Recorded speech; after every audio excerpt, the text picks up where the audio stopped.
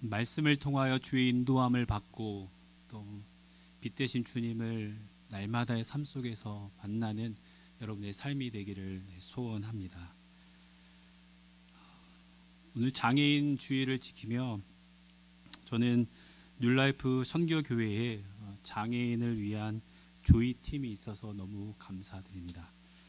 자신보다 연약한 이웃을 또한 섬기며 헌신하는 선생님들이 계시고 또 기도해 주시는 성도님들이 계셔서 너무 감사드립니다.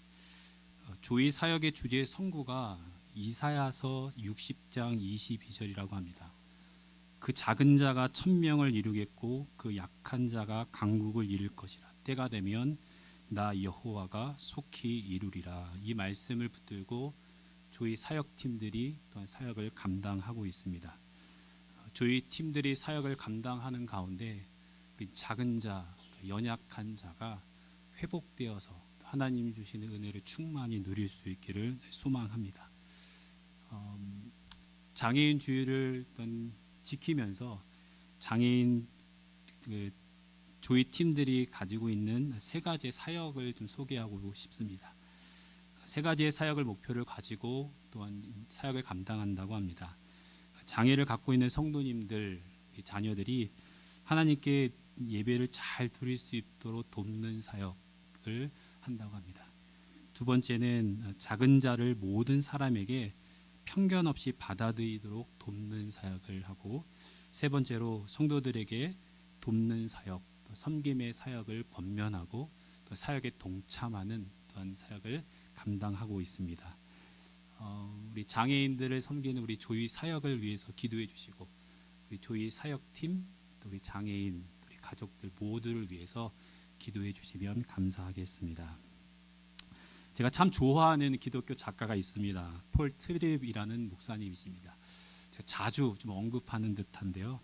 그래서 폴 트립 목사님께서 쓰신 책이 있으면 가능하면 제가 사서 도서관에 배치를 해놓으려고 합니다. 최근에 SNS에서 당신은 그리스도인인가? 라는 책을 쓰셨습니다. 이 책은 제가 고난주간 특별 새벽 예배 때도 잠깐 인용을 했었습니다. 폴 트립 목사님은 이 책에서 SNS가 우리들의 삶에 유익한 점이 많지만 유익하지 않은 점도 많이 있다라고 이야기를 합니다. 그 중에 SNS가 우리에게 해로운 것은 해악한 반응을 하게 한다라는 것입니다. SNS에서 사람들은 익명으로 기사를 올리고 또한 그에 따라 익명으로 반응합니다. 그래서 쉽게 반응하고 좋지 않게 반응하곤 합니다.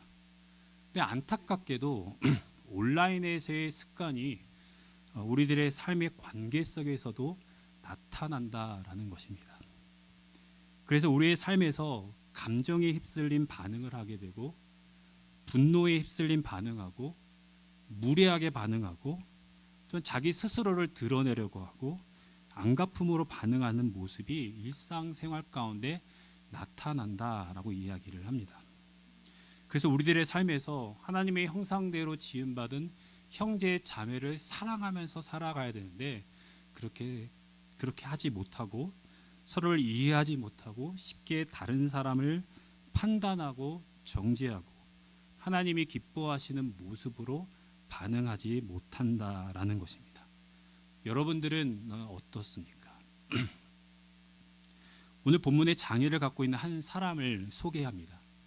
그는 날 때부터 앞을 보지 못했다라고 성경은 이야기합니다.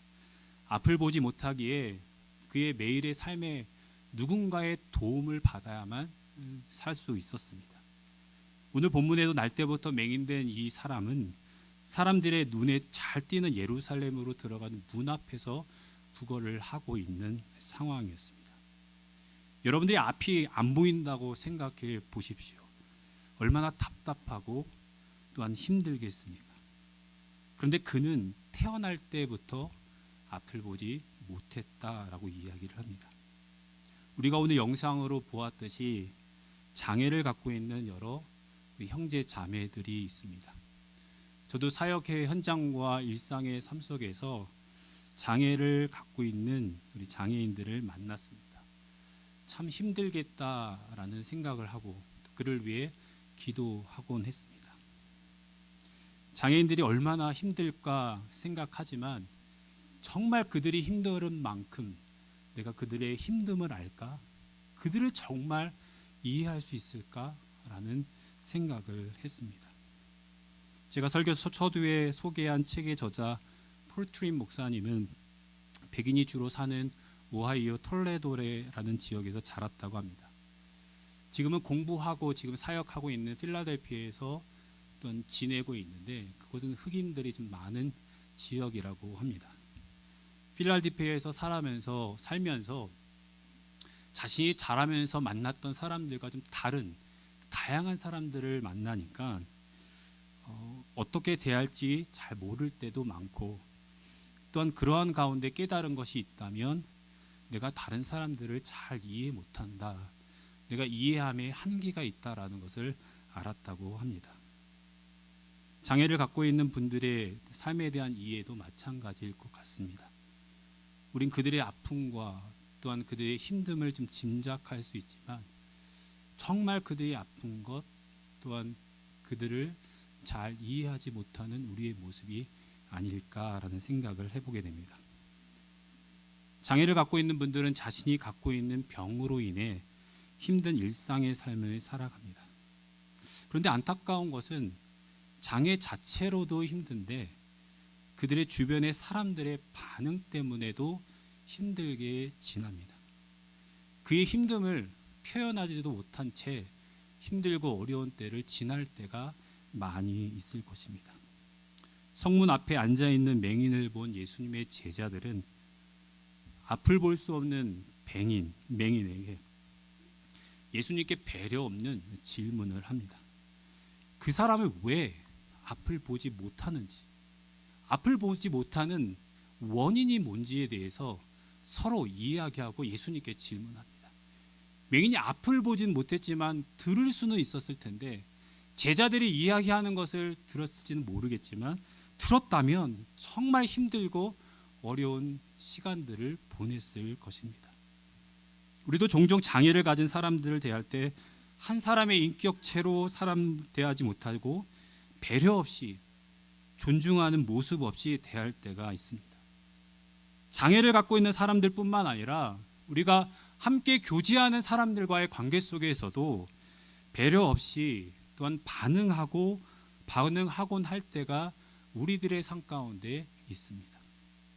그 이유를 좀 잘 생각해 보면 함께하고 있는 사람들을 판단하기 때문일 것입니다. 우리는 학교, 회사 그리고 교회에서 우리는 사람들과 관계를 맺으면서 살아갑니다. 공동체를 이루면서 살아갑니다. 교제하기도 하고 때로는 회의를 하기도 합니다. 그런데 어떠한 이유 때문에 어떤 한 사람의 의견을 듣지 않으려고 하고 이해하지 않으려고 하는 우리들의 모습이 있습니다.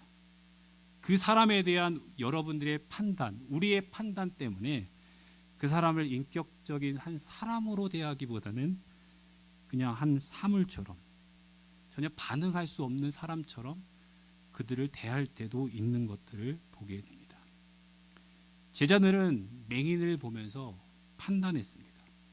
분명 그가 앞을 보지 못하는 것은 그의 죄 때문이나 아니면 그의 부모가 죄를 지어서 아마 지금 앞을 보지 못할 것이다 라고 생각을 하고 그 원인을 추적해 가려고 했던 그들의 모습이었습니다. 고국을 떠나 미국에서 살아가는 저희들은 새로운 사람들을 많이 만납니다. 제가 뉴라이프에 와서 많은 새로운 성도님들을 만났고 새 가족들을 만났습니다. 또 한국으로 이주하고 또한 타주로 이사하는 또 성도님들도 많이 보았습니다. 저희들이 새로운 성도님들을 만나고 또한 새로운 사람들을 만나면 잘 모르기, 우리는 이해하는 시간이 필요하고 알아가는 시간이 필요합니다. 근데 가끔은 이해하려고 하지도 않고 알아가려고 하지도 않고 그냥 우리가 선입견으로 쉽게 판단하고 이 성도님은 이런 분인 것 같아. 이 형제는 이런 사람 같아 라고 우리 스스로가 정의하고 판단하고 그렇게 대할 때도 있는 것들을 보게 됩니다. 그래서 우리는 아쉽게 사람들에게 반응하면서 살아갑니다. 우리의 삶에서 이해하고 받아주고 사랑하는 관계가 참 좋습니다. 아마 여러분 모두도 그런 관계를 원할 것입니다. 그런데 우리의 관계에서, 사랑하고 받아주는 관계에서 누군가를 판단하기 시작하면 이미 그 사람과의 관계의 거리는 멀어져 있는 것을 우리는 보게 됩니다. 심지어 남편과 아내, 또한 연인 사이, 친한 친구들 사이 속에 어느 순간부터 내가 이 사람에 대해서 판단하기 시작하면 여러분들과의 관계는, 그 사람들과의 관계는 멀어져 있습니다. 다른 사람들의 부족이 더 크게 보이고, 다른 사람들의 연약함이 더 크게 보이고, 또한 판단하기 시작합니다. 헨리 나우에는 사제이고 영성 신학자로 잘 알려져 있습니다. 그는 그 생애를 마무리하는 그쯤에 하버드 대학교에서 교수로 봉직했고, 또한 교수 생활을 접고 난 이후에 장애인 공동체에 가서 장애인을 도왔습니다. 그러면서 그가 이런 이야기를 했습니다. 다른 사람들을 섬기기 위해서는 다른 사람들을 위해 죽어야 합니다.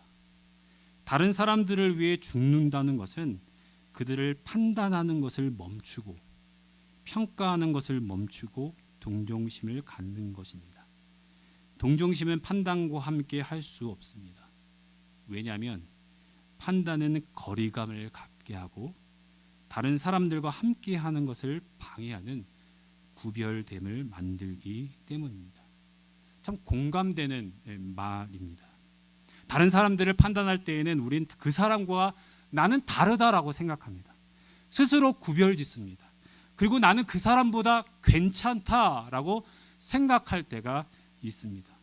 그래서 서로 사랑하고 섬기는 관계에서 거리감을 갖고 삶을 살아갑니다. 이러한 모습이 우리의 삶 가운데 참 많이 있습니다. 여러분들은 하나님께서 맺어주신 여러 관계 속에 그 관계의 거리가 가깝습니까? 아니면 뭡니까? 제자들은 날 때부터 맹인인 그 사람을 사랑의 눈으로 바라보지 않고 판단했습니다. 자신은 맹인이 아니고 자신이나 자기의 부모는 죄를 짓지 않았다고 생각하고 자신이 맹인보다 낫다라고 생각했습니다. 제자들은 사랑의 눈이 아닌 판단의 눈으로 맹인을 보았습니다. 제자들의 질문, 이 사람이 맹인으로 난 것이 누구의 죄로 인함일까? 자기니까? 그의 부모니까? 아마 이 질문은 1세기에 많은 사람들이 생각했던 그 생각에 반영하는 질문입니다. 그때 당시의 사람들이 삶 속에서 좋지 않은 일이 일어나면, 삶에 고난이 있으면 그들이 하나님께 범죄한 결과다라고 생각하곤 했습니다. 만약에 직장에서 게으르고 일을 하지 않으면 어떻게 되겠습니까? 직장에서 경고를 받거나 삶의 태도가 고쳐지지 않으면 직장을 잃을 것입니다. 만약에 학생들이 공부하지 않고 다른 데 시간을 많이 쓰면 어떻습니까? 성적이 좋지 않고 아마 좋은 결과를 누리지 못할 것입니다. 제자들은 심는 대로 거둔다라는 성경의 원리를 가지고 그들은 판단하고 예수님께 질문했습니다. 욥의 친구들도 그가 아내를 잃고 자식도 잃고 그가 소유했던 것을 다 잃자 아마 하나님 앞에서 범죄했기 때문에 그런 결과들이 있고 고난 가운데 있을 것이다 라고 얘기하고, 너 하나님 앞에서 잘 살펴보라, 회개할 거 있으면 회개하라 라고 그들이 얘기했습니다. 하지만 고통이 죄의 결과일 수도 있지만 죄의 결과로 좋은 결과를 낳지 않을 수도 우리의 삶 가운데 있지만, 우리가 간과하지 말아야 될 것은 우리가 당하는 고난과 고통이 모두 죄의 결과가 아니라는 사실입니다. 예수님께서는 날 때부터 앞을 보지 못한 이 사람이나 아니면 부모의 죄로 인한 것이 아니라라고 얘기를 합니다. 죄의 결과가 아니었다라고 합니다. 그가 앞을 보지 못하는 것, 죄 때문에 그런 거 아니다라고 이야기를 합니다. 하나님이 하시는 일을 나타내시고자 그는 맹인으로 태어났다라고 얘기를 합니다. 날 때부터 맹인이었던, 또 누군가의 도움을 받고 살아갔던 그 맹인은 앞을 보지 못하는 그 상황 가운데 아마 제자들이 이야기하는 이야기를 들었을 때 많이 힘들었을 것 같아요. 죄 때문에 그런 거 아닌가? 이런 생각을 나누는 그 모습 속에서 아마 그런 힘든 시간들을 보냈을 것 같아요. 하지만 제자들의 질문에 예수님이 답변하시는 그 답변도 어떻게 보면 그에게 큰 위로가 되지 않았을 것 같아요. 내가 먹인 내 것 하나님의 일을 드러내기 위한 것이야? 라고 질문을 했었을 것 같아요. 당장 보이지 않는 상황인데, 당장 앞이 보이지 않아서 힘들고 어려운 시간들을 보내는데, 누군가의 도움을 받고 살아가는 나의 이 상황 가운데 하나님이 하나님의 일을 나타내기 위해 내가 맹인된 것, 어쩌면 힘들고 어려운 예수님의 답변이었을 것입니다. 아마 예수님께서 그의 인생 가운데 행하셨던 일들, 또한 예수님을 향한 자신의 신앙의 고백과 함께 하나님의 일하시는 것을 그가 깨닫는 순간 속에 아마 조금이나마 하나님의 뜻을 헤아릴 수 있었을 것입니다. 고난과 고통의 순간에 그 순간을 왜 허락하셨는지 우리는 하나님의 뜻을 헤아리기가 너무너무 어렵습니다. 지금도 고난 가운데 있는 우리 성도님들, 왜 하나님 이 시간에 이때에 왜 나에게 이런 고난을, 어려움을 허락하셨습니까? 라고 질문하시는 분이 계실지도 모르겠습니다. 고난의 시간이 지나서 완벽하지는 않지만 조금이나마 하나님의 섭리를 헤아릴 수 있을 때가 있습니다. 제가 오레곤에서 사역하며 신학교에서 공부할 때 한 교수님을 만났습니다. 교수님은 자폐증을 갖고 있는 딸이 있는 교수님이었습니다. 제가 교수님을 만났을 때 자폐증 딸이 아마 성인이 다 되어 있었던 때였습니다. 딸이 자폐가 있다라는 사실을 알고 하나님께 기도했습니다. 하나님, 내 딸을 고쳐주시옵소서. 여러 해 동안 기도했습니다.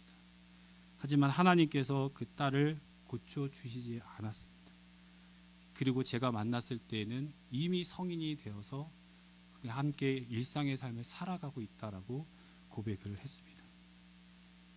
그런데 그 교수님이 어렵고 힘든 시간이었었고 하나님이 내 딸을 고쳐주시지 않았지만 하나님이 내 딸을 이렇게 보내신 것은 나를 위한 것이었고 하나님께 나에게 주신 선물이었다라고 고백했습니다. 힘들고 어려운 순간 속에 하나님을 더 의지하게 되었고 하나님께 더 가까이 나아갈 수 있었고 나의 인생을 다스리고 통치하시는 분이 하나님이시고 나의 기도를 들으시고 응답하시고 내 삶을 이끌어 가시는 분이 하나님이심을 나에게 더 알게 하시고 기도하며 하나님 앞에 나아갈 수 있게 되었다라고 그 교수님은 고백했습니다. 바울은 자신의 육체의 연약함 속에서 하나님의 뜻을 찾았습니다. 자신의 육체의 고통이 자신을 쳐서 너무 자만하지 않게 하게 하신 하나님의 뜻이 있다고 했고, 바울은 자신의 육체의 약함이 자기로 하여금 복음을 전하기 위함이었다라고 그는 고백했습니다. 고난과 고통 가운데 있는 성도님들, 여러분들 참으십시오. 하나님의 뜻이 여러분 가운데 있습니다 라고 제가 담대하게 말하기가 쉽지는 않습니다. 왜냐하면 여러분들의 고난과 고통이 너무 힘들 수 있기 때문입니다. 하지만 고난과 고통 속에서도 신실하신 하나님을 붙들고 의지하십시오. 우리의 삶을 가장 선한 길로 인도하시는 그 하나님을 바라보고 나아가십시오라고 그렇게 말씀드리고 싶습니다. 고난 가운데 있는 형제 자매들에게 하나님의 위로와 평강이 함께하기를 소망합니다. 또한 힘들고 어려운 형제 자매들을 보면 쉽게 판단하지 말고 그들의 필요를 보고 기도하고 또한 사랑으로 대할 수 있는 우리 성도님 되시길 주님의 이름으로 축복합니다. 오늘 본문 4절과 5절을 함께 같이 읽도록 하겠습니다. 오늘 본문 4절과 5절입니다. 때가 아직 낮음에 나를 보내신 이의 일을 우리가 하여야 하리라. 밤이 오리니 그때는 아무도 일할 수 없느니라.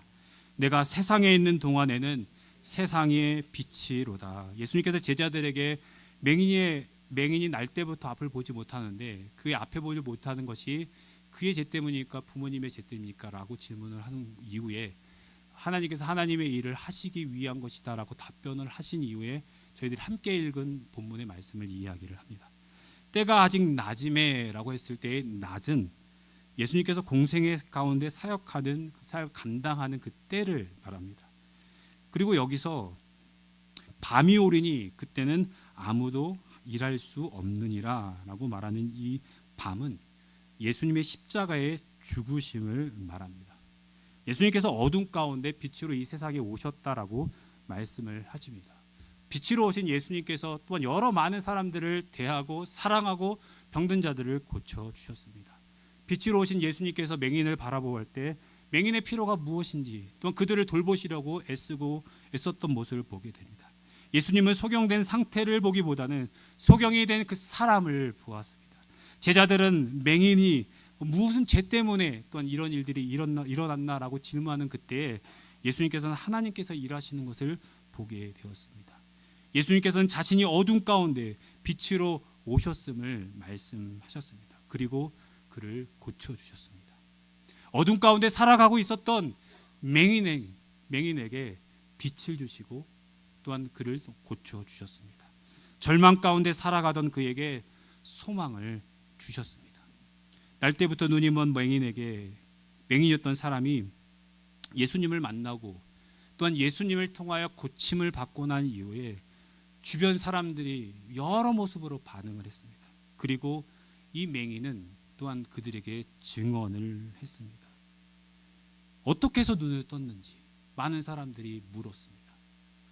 그 상황 가운데 또한 맹인은 자신의 눈이 띄어질 뿐만 아니라 또한 하나님께서 영안의 눈을 띄어지게 하시는 그 과정들을 경험하게 됩니다.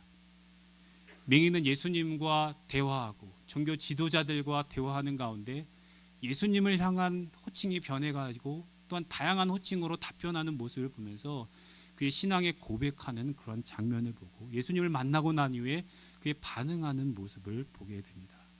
날 때부터 맹인이었던 그가 눈을 뜨자 주변의 사람들이 물었습니다. 어떻게 눈을 떴냐라고 이야기하자 요한복음 9장 11절에 이렇게 얘기합니다. 대답하되 예수라는 그 사람이 진흙을 이겨 내 눈에 바르고 나더러 실로암에 가서 씻으라기에 가서 씻었더니 보게 되었다. 내 눈에 진흙을 바르고 또한 실로암에 가서 씻으라고 얘기해요.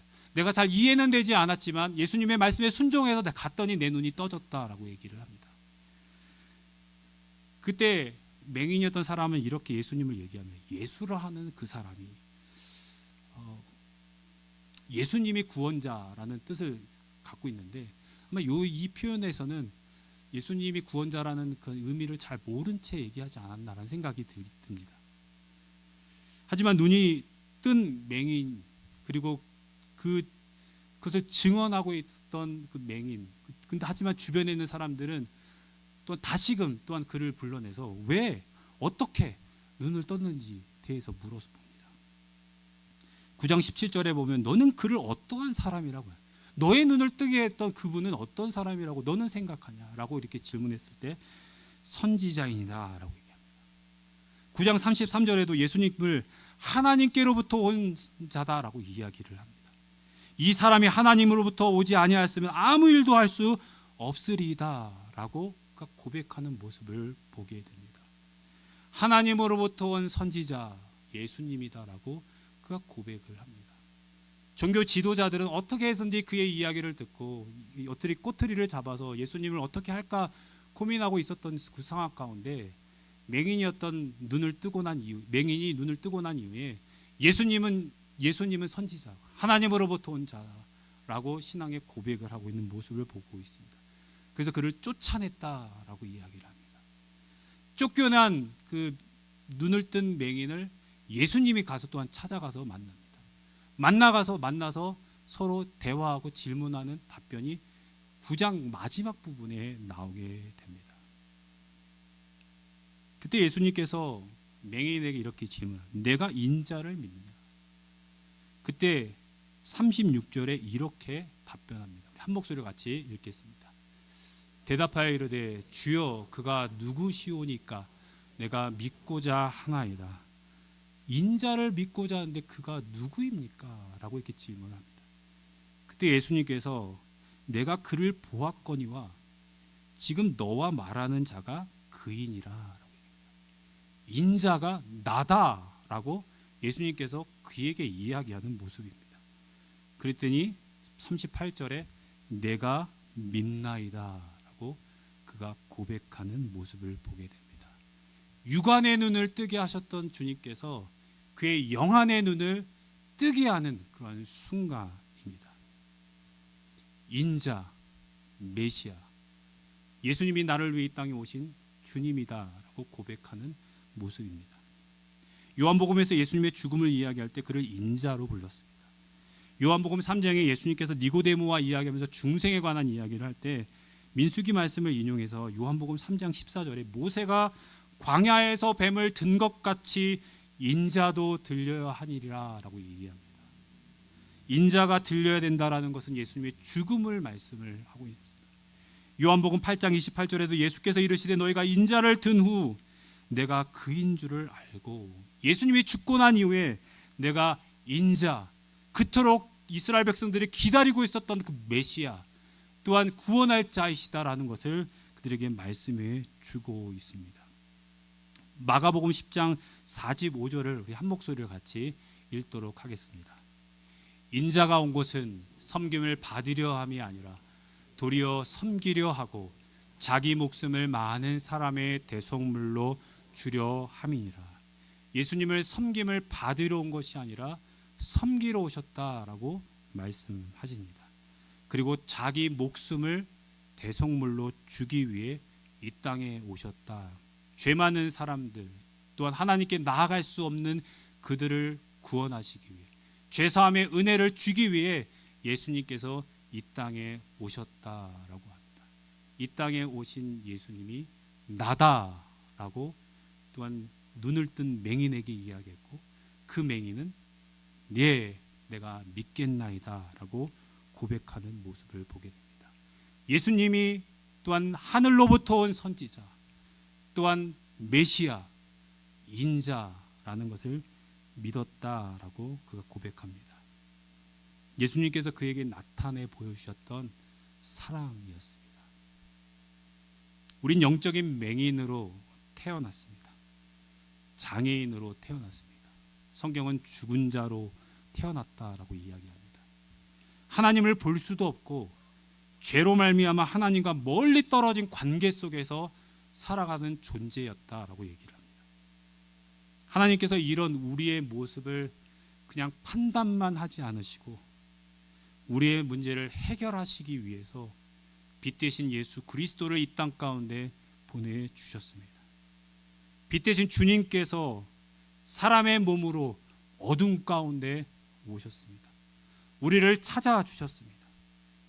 인간으로 이 땅에 오신 예수님께서 수많은 사람들을 사랑하면서 병든 자들을 고쳐주시면서 예수님께서 이 땅 가운데 오신 메시아임을, 구원자임을 나타내 보여주셨습니다. 우리가 해결할 수 없는 문제, 예수님께서 이 땅 가운데 오셔서 해결해 주셨고, 하나님 앞에 거룩하신 하나님 앞에 나아갈 수 없었던 우리들을 하나님께 거룩하신 하나님 앞에 나아갈 수 있도록 우리에게 은혜를 베풀어 주셨습니다.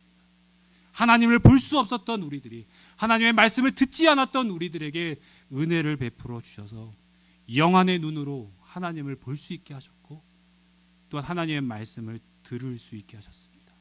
이 땅을 살아가지만, 고난과 어려운 이 시대를 살아가지만 우리들에게 은혜를 베풀어 주셔서 이 시간 가운데 이 세상에서 살아가지만 천국의 기쁨과 은혜를 맛보게 하시고 천국의 소망을 가지고 하나님 나라를 꿈꾸며 이 땅을 살아갈 수 있는 은혜를 우리에게 허락해 주셨습니다.